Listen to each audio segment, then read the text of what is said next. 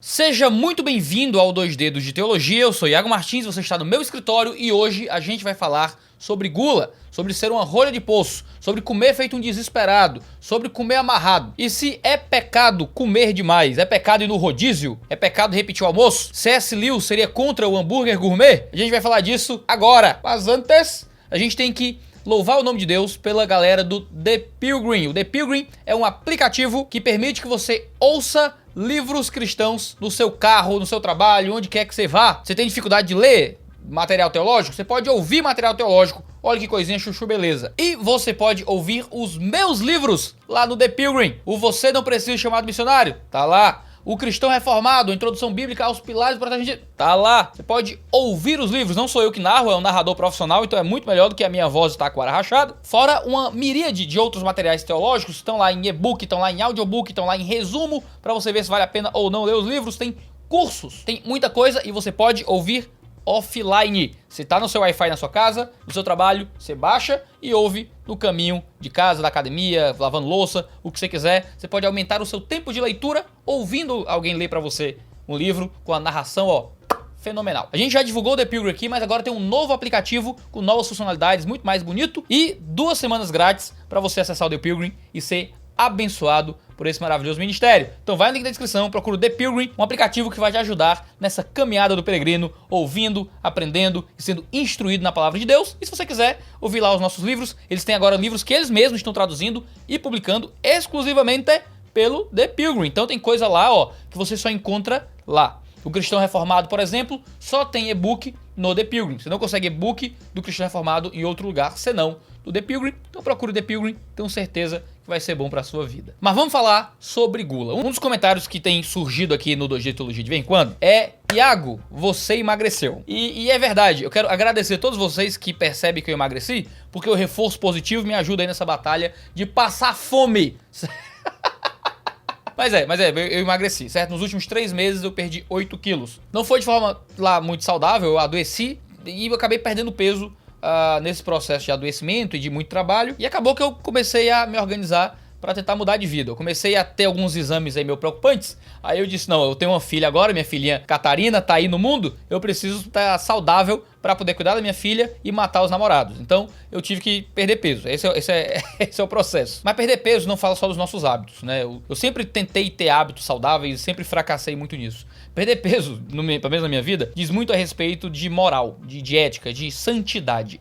Né? A gente come de forma muito pecaminosa, geralmente. A gente tem hábitos alimentares que, na verdade, são corações idólatras contra o Senhor, e a gente come de uma forma que desonra o nome de Deus. Conta-se a história de um duque obeso do século XIV chamado Reinald III, que era muito famoso pela sua comilança, tanto que o apelido dele era Crassus, que é o nome latino para gordura. Capturado na rebelião comandada pelo seu irmão Edward, ele foi capturado e preso num quarto no castelo de Newkirk. Mas bem, preso, trancafiado, não é a palavra correta.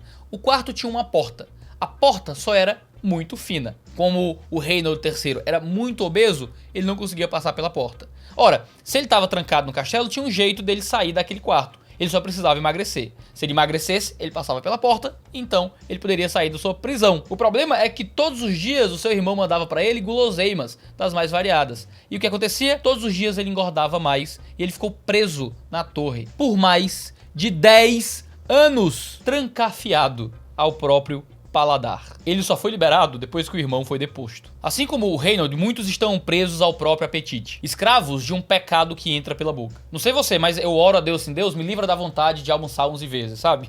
Aquela coisa, gordo, vem almoçar aqui em casa. Pô, vou já, só terminar de almoçar. A gente imagina que comer demais é só um mau hábito, é um pecadinho de nada. Ninguém vai ser chamado para disciplina porque repetiu 4 vezes o jantar no acampamento de jovens. Nenhum pastor é deposto do ministério por beber 1 litro de Coca-Cola no almoço. Ninguém é excluído do seminário por uma conta quilométrica na cantina desde que ele pague toda semana. Soa despropositado o que escreveu Evrágio de Ponto, monge do século IV, e um dos primeiros a falar sobre os 8 males do corpo, que se tornaram os famosos 7 pecados capitais. Ele diz assim: a gula é a mãe da luxúria, o alimento de maus pensamentos, a preguiça de jejuar, o obstáculo ao ascetismo, o temor do propósito moral, a imaginação da comida, o delineador dos temperos, a inexperiência desenfreada, frênese descontrolado, receptáculo da moléstia, inveja da saúde, obstrução das passagens corporais, gemido das vísceras, o extremo dos ultrajes, aliada da luxúria, prostituição do intelecto, fraqueza do corpo, sono difícil, morte sombria. Eita, compadre, a gula é tudo isso pra sua vida? É isso que a gula representa pra você? Ou a gula é só uma coisinha a mais,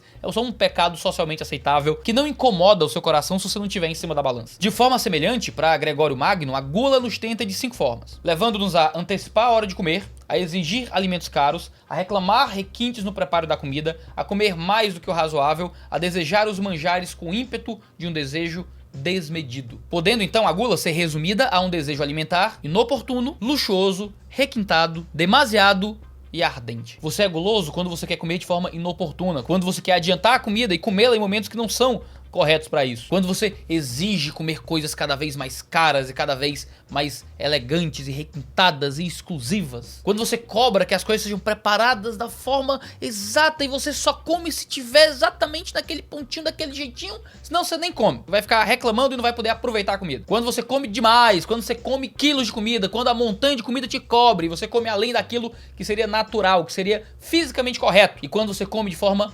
ardente, quando o ímpeto pela comida é exagerado e teu coração deposita naquilo a satisfação do teu corpo, senão a satisfação da tua alma. Você percebe que existe uma desconexão no modo como nós interpretamos a gula e no modo como os antigos interpretavam a gula. A gula era tratada como companheira de vários outros pecados, co-irmã de muitos males. Como um desfreio das vontades, ela está junta da luxúria, da ganância, do controle e do vício. Ela é uma inabilidade de controlar os desejos. O guloso não come para sustentar a sua vida, mas sustenta a vida à sombra da próxima refeição. A gula é uma ânsia que controla você e que está relacionada a um desejo irascível pela morte no livro de Provérbios. É comer pensando no próximo prato. É comer pensando no prato do outro. É sempre escolher os maiores pedaços e sempre pôr no copo que sobrou. Essa é a gula, é o demônio que te possui pela boca, que desce pela garganta e que entope as artérias do coração. E aqui que a gente começa a conversar. A gula é um excesso. Em Sandman, a graphic novel de Neil Gaiman, há um personagem chamado Desejo. E o desejo habita em uma fortaleza chamada limiar. A ideia é que o desejo sempre habita no limite. A gula está justamente relacionada ao abuso, ao exagero. Existe uma inscrição no templo de Apolo em Delfos que diz em grego meden agan, nada em excesso. Porque a gula é um excesso, ela é uma transformação do bem de Deus, da bênção de Deus em algo pecaminoso. Com a gula você despreza os efeitos da comida em você ao ponto de comer demais, sofrendo prejuízos até mesmo físicos por causa do seu pecado. O desejo habita no limite e até na luta contra a gula nós somos disfuncionais. Em uma semana picanha, pizza e hambúrguer. Na outra do Khan, Atkins dos pontos, da sopa, da lua, paleolítica e etc. Vamos do rodízio à dieta em 10 segundos e vice-versa. Perceba só, a gente costuma tratar a gula como comer mais, comer um pouco mais, mas a gula ela tem muitas características, como a gente falou aqui, ela está relacionada ao excesso, ao desejo, ao tipo, ao requinte da alimentação. Tem uma gula que não se foca apenas na profundidade do prato, mas na finesse do alimento. É a gula com classe. O glutão típico é exagerado na quantidade. O glutão mais delicado é exagerado na qualidade. Nas Cartas de um Diabo ao Seu Aprendiz, C.S. Lewis encarna o demônio veterano Fitafuso, um diabinho mais novato no ramo de tentar tirar as pessoas da fé. Na carta 17, Fitafuso responde algumas questões relacionadas à gula, repreendendo o Vermebili pela maneira desdenhosa com que ele se referiu à gula como meio para capturar mais alma, como se a gula não fosse de fato algo grave e que não valesse a pena tentar pessoas nessa área. Para o diabão experiente, uma das grandes realizações dos últimos 100 anos foi solapar a consciência dos homens, de tal forma que agora você raramente encontra um sermão ou uma consciência atribulada com este assunto em toda a Europa. E como se deu esse processo satânico de embotamento das consciências? Através de tentar os homens a gula da delicadeza e não a gula do excesso. Como é que se dá então a gula educada? É aquela onde, mesmo comendo pouco, você é viciado nas mais raras iguarias. É a carne num ponto inalcançável a qualquer churrasqueiro. Um suco que nunca tá adoçado do jeito certo. Um café que nunca tá forte ou fraco o suficiente. Não importa quanto trabalho você dá pro anfitrião ou pro garçom. O prato sempre volta pra cozinha com alguma modificação. É o dinheiro gasto em algo que é quase imperceptivelmente superior a algo que poderia ser comprado com metade do preço. É educado, é granfino, mas é pecaminoso. É gula. Claro que não é pecado comer bem, claro que levar sua esposa num restaurante fino é um ato de cavalheirismo gratificante. Comer o que há de melhor na sociedade pode ser uma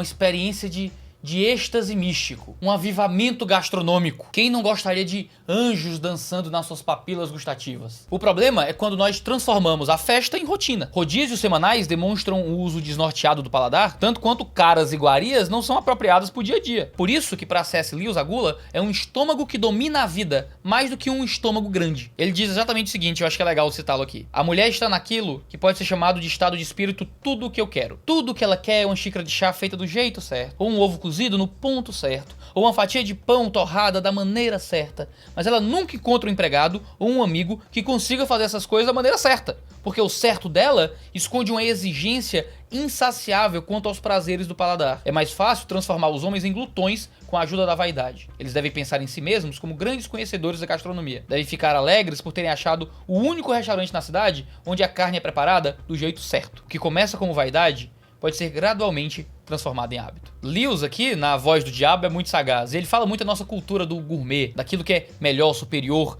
daquilo que foi feito de um jeito que ninguém nunca fez antes, que, nossa, e vale a pena pagar R$150 num hambúrguer que não é tão diferente do hambúrguer de 30, que não é, talvez, tão diferente do de 15. Não são só barrigas enormes que representam a gula, mas às vezes contas enormes também. O homem pecador é especialista em chamar pecado de bom gosto. Pra gente resolver isso, a gente precisa de uma boa teologia da alimentação. E a gente tem que lembrar que Adão e Eva pecaram pela boca. O pecado entrou no mundo através da comida. Deus proibiu Adão e Eva de comerem do fruto proibido e foi comendo algo que parecia agradável ao paladar. Foi que nós pecamos de forma cósmica em Adão e Eva. O pecado entrou no mundo porque a fruta parecia gostosa. Claro que havia o aspecto do conhecimento do bem e do mal, de se tornar como Deus, mas o texto deixa claro que Eva só comeu do fruto, que Adão só comeu do fruto porque o fruto parecia gostoso. Isso é tão sério que na cultura judaica, filhos que se entregavam à comilança de forma rebelde eram punidos com apedrejamento público. Em Números, o Deus Jeová trouxe ira sobre aqueles que se entregavam à guludice. Certa feita, o povo de Israel passou 1 dia e meio colhendo cordonizes. E só pararam quando o que tinha menos tinha 10 barris inteiros para si. Deus ficou irado, enquanto a carne ainda estava entre os dentes deles, eles estavam ainda comendo. Deus feriu o povo com uma praga terrível. Morreu um monte de gente e o lugar foi chamado em hebraico de Kibrot Hatavá, que significa algo como a tumba dos gulosos, porque ali foram enterrados os que tinham sido dominados pela gula, diz Números capítulo 11. O livro de Provérbios, que fala da sabedoria de Deus aos homens, é o livro que mais fala acerca da gula. Provérbios 23:1 fala sobre o homem glutão quando ele estiver sentado com autoridade. Encoste a faca à sua própria garganta se estiver com grande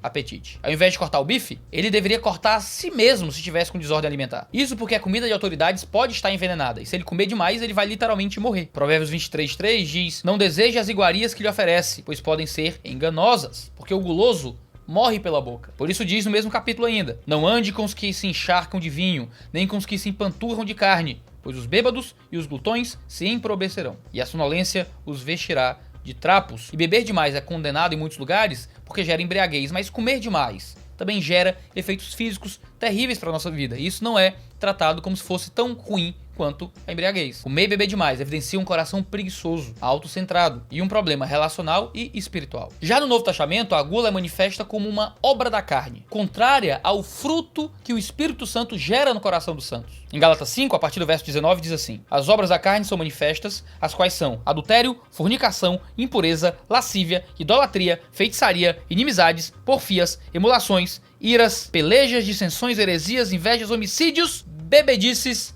glutonarias. A glutonaria está muito mal acompanhada, hein? E coisas semelhantes a estas, acerca das quais vos declaro, como já antes vos disse, que os que cometem tais coisas não herdarão o reino de Deus. O guloso não herda o reino. Se nós vivemos em gula, o reino não nos pertence. A gula é um pecado sério, a gula é um pecado grave e a gula não pode ser assunto de brincadeira. A gente não pode brincar de ser guloso, porque a gula nos afasta do poder do Espírito Santo. É por isso que Colossenses 3 e 2 Timóteo 3 trazem condenações sérias contra o apetite e a ira desordenados. Agora, existem 2 tipos de relacionamentos com a eternidade que afetam a forma como a gente come. O homem que olha para o céu sabe que dará conta diante de Deus de tudo aquilo que comeu. 2 Coríntios 5:10 diz: todos devemos comparecer ante o tribunal de Cristo para que cada um receba o que tiver feito por meio do corpo, ou bem ou mal. Entender que existe uma eternidade afeta tudo aquilo que a gente faz com o nosso corpo, inclusive a forma como a gente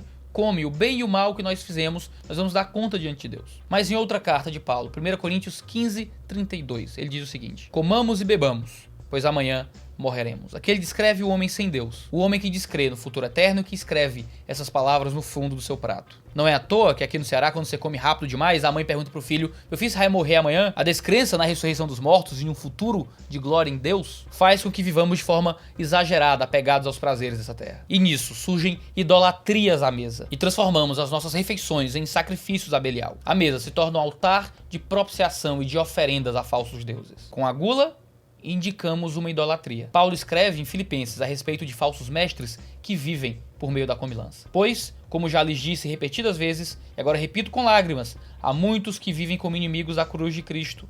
Quanto a estes, o seu destino é a perdição. O seu Deus é o estômago e tem orgulho do que é vergonhoso. Eles só pensam nas coisas terrenas. Esses inimigos da cruz adoravam o próprio estômago e se orgulhavam daquilo que era pecaminoso. Essa não é a perfeita descrição da gente quando a gente é glutão? Só pensamos em comida e temos orgulho disso. Divulgamos os nossos recordes nos rodízios como verdadeiros troféus. É por isso que Agostinho dizia que não temia a impureza da comida, mas a impureza do apetite. As idolatrias estão em transformar os presentes de Deus em Deus. Não existem alimentos impuros, mas existe alimentação impura. É por isso que Paulo, ainda escrevendo aos Coríntios, em 1 Coríntios 11, ele condena aqueles que estavam criando confusão na igreja por causa de comida, de forma que alguns ceiavam sem esperar os outros. E assim, enquanto um ficava com fome, o outro estava bêbado de tanto tomar do vinho da ceia. Uns comiam, enquanto os outros tinham fome. Nisso eles desprezavam a igreja de Deus e humilhavam os que nada tinham. A gula baseada no egoísmo e na falta de cuidado para com o próximo. Deus os estava matando por pecarem dessa forma na ceia do Senhor. É interessante que ele não diz só comam menos seus esgalamidos. Ele diz amem mais a Deus e ao próximo. É triste que cristãos sejam famosos pela gula e que muitas pessoas que trabalham com festas já têm que saber se aquela festa é de crente ou não.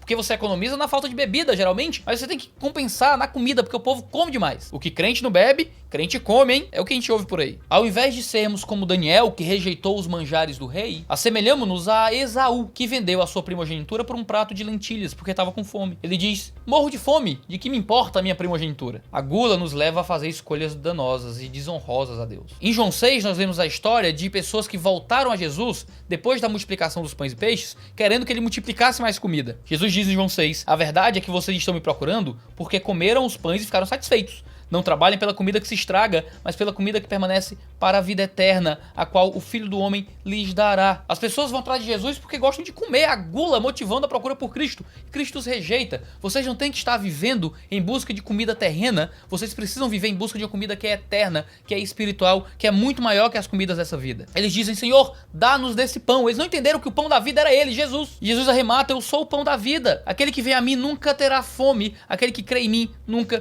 terá sede, porque ele é o pão vivo, ele é o manjar dos manjares, é nele que nós encontramos satisfação.